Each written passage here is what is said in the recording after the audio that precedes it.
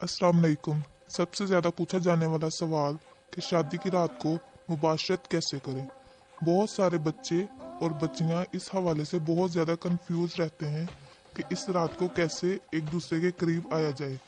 लड़कियां आपको पता है शर्मीली होती हैं, वो ऐसी बातें किसी से नहीं करती, और लड़के थोड़े से नडर और बेबाक होते हैं, लेकिन फिर भी इन्हें इन सारे सवालों का भरपूर जवाब नहीं मिल पाता, क्योंकि वो रात जिंदगी की एक अहम तरीन रात होती है, जिसमें अपने शरीके सफर का एतमाद भी जीतना होता है और अपने आप को मनवाना भी होता है। या कहा जाए कि आने वाली आपकी जिंदगी का दारोमदार इस एक रात पर होता है। आपको पता है कि निकाह के बाद जो अव्वलीन काम शादीशुदा जोड़े पर अल्लाह ताला ने फर्ज कर दिया है वो है मुबाशरत करना। आपकी आने वाली जिंदगी का पूरा अनहसार इस एक रात की मुबाशरत पर होता है, क्योंकि लड़की भी डरी होती है शोहर से कि वो मेरे साथ क्या करेगा, और लड़का भी थोड़ा सा कंफ्यूज होता है कि क्या मैं लड़की का दिल जीत पाऊंगा, वो मेरे करीब आ जाएगी।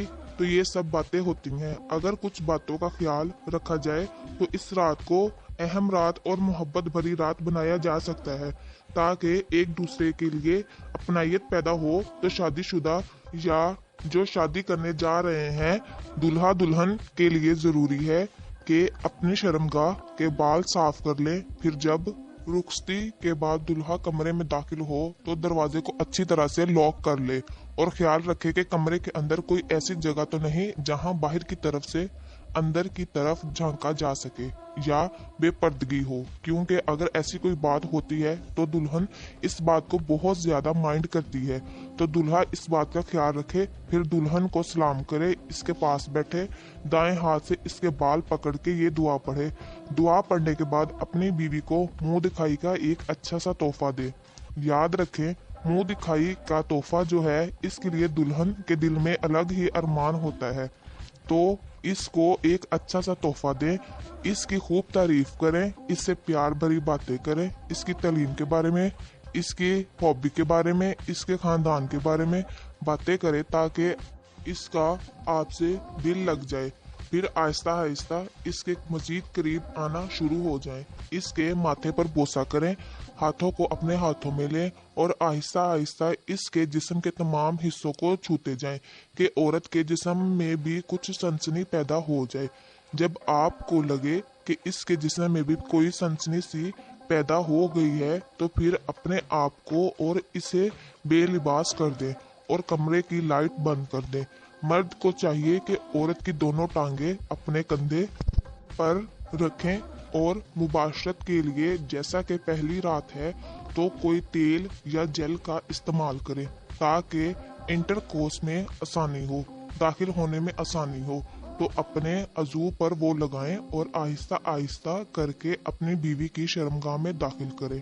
अगर आपकी बीवी को कुछ दर्द महसूस हो रहा है तो कुछ देर के लिए रुक जाएं, जोर जबरदस्ती वाला मामला ना करें, क्योंकि औरतें जो हैं, दुल्हन जो है वो भटक जाती है। तो थोड़ी देर रुक जाएं, नरमी से काम लें, फिर दोबारा से इसको तैयार करें, थोड़ा प्यार करें, थोड़ा बातों में लगाएं, इसके पस्तानों को चूमें, जिस्म को चूमें और फिर दोबारा से कोशिश करें और आहिस्ता आहिस्ता करके दाखिल कर लें, अज़ू को आगे पीछे करके।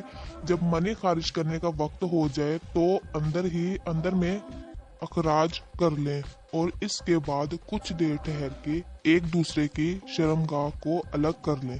फिर अपनी शर्मगाह को साफ कपड़े से साफ कर लें और दोनों गुस्ल जनाबत कर लें।